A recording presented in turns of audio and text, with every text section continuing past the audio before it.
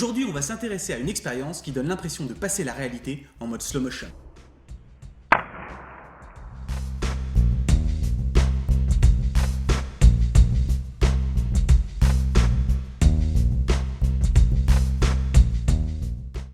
Mais c'est quoi ce truc de malade? Précisons encore une fois que l'image n'est pas ralentie, comme ici quand on filme en 50 images par seconde.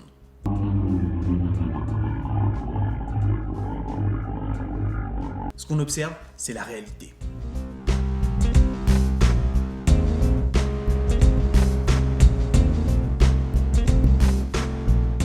Ce truc, ça m'éclate. Pour réaliser cette expérience, il faut des aimants néodymes, merci, des tubes de cuivre, et c'est à peu près tout. On va ralentir la réalité. Cette expérience, connue aussi sous le nom de tube paresseux, consiste à faire tomber un aimant dans un tube de cuivre. Et l'on peut constater, médusé, que la chute de l'aimant est plus longue dans le tube que dans l'air.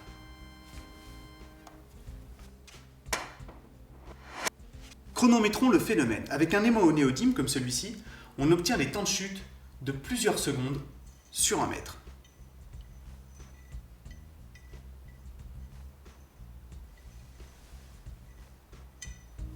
On peut aussi amplifier ce phénomène en emboîtant plusieurs tubes de cuivre les uns dans les autres.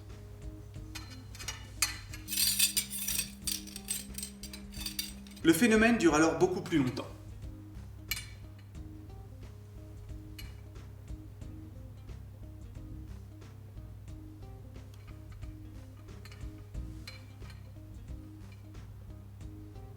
Et l'on peut s'amuser à faire varier les aimants et les tubes. La durée de la chute va dépendre du diamètre du tube de cuivre, du rapport poids-puissance de l'aimant. En réalisant une petite entaille dans le tube comme ici, on peut voir l'expérience de côté. Mais elle ne sera pas exactement la même, comme le tube n'est plus uniforme.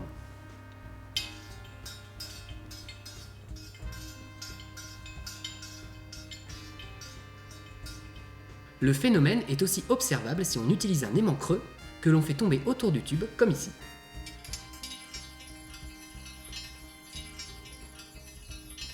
Ou encore en mode balancier, comme là quand l'aimant se balance au-dessus d'une plaque de cuivre et qu'il est presque instantanément arrêté.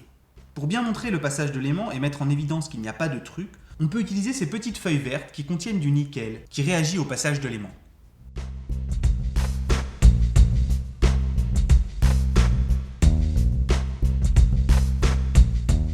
Pour l'explication, va falloir s'accrocher. Le passage de l'aimant engendre des courants induits dans le tube de cuivre. On appelle cela les courants de Foucault. En vertu de la loi de Lenz, les courants induits s'opposent à la cause qui leur a donné naissance. Ici, la chute de l'aimant. Et ces courants exercent donc une force de freinage sur l'aimant. Donc le mouvement de l'aimant dans le tube crée un champ magnétique qui le freine. Genre en bougeant, je me ralentis. C'est ça. Et là, vous me direz, Et monsieur, si on utilise d'autres matériaux, ça donne quoi? bonne question. Eh bien, ça ne marche que si le matériau est conducteur d'électricité, mais non aimantable. Eh bien oui, s'il est aimantable, ça colle sur le tube et ça donnerait ça. Sur le papier, le matériau qui ralentirait le plus l'aimant serait l'argent. Mais pour faire l'expérience avec un tube en argent, on a un petit problème de budget. Voici une petite sélection des tubes de cuivre qu'on a utilisés. Si vous voulez reproduire ce genre de truc chez vous, et que vous optez pour des aimants au néodyme, prenez garde, car leur puissance est du genre sévère.